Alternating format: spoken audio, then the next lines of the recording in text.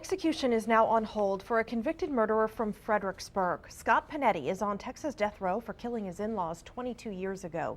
He was diagnosed with schizophrenia 14 years before the murders happened. The state continues to maintain Panetti is faking his illness. His attorneys say he is seriously mentally ill. So far, no appeal from the state attorney general's office.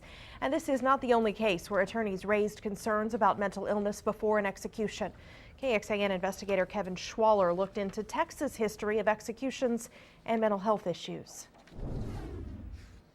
The fact of the matter is, this was a very, very dangerous individual. That was 2004. The Texas Board of Pardons and Paroles recommended clemency for 50-year-old convicted killer Kelsey Patterson, who is set for execution.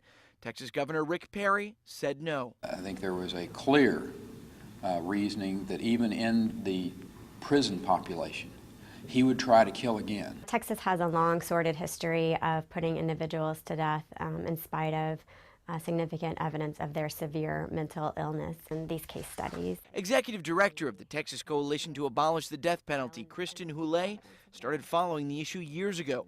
Patterson's lawyer says Patterson was diagnosed with paranoid schizophrenia. Houlet also calls the move to recommend clemency by the Board of Pardons and Paroles a rare one. It really troubles me to this day that Kelsey Patterson was put to death when, even a body like the Texas Board of Pardons and Paroles believed that he was deserving of mercy. And Houlet says she's documented 26 cases where Texas has put people to death with severe mental illness.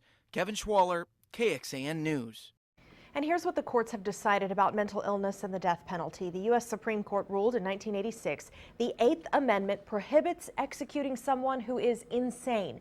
It specifically found the Constitution forbids the death penalty for prisoners who are unaware of the punishment they're about to suffer and why they are to suffer it.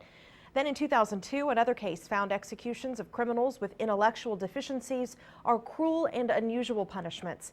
And Panetti's case went to the Supreme Court in 2007. There, the court clarified the first decision, saying someone needs to have a rational understanding of what's happening. The interpretation of the rulings leads us to where we are now, with a stay in the Panetti case and a court's examination.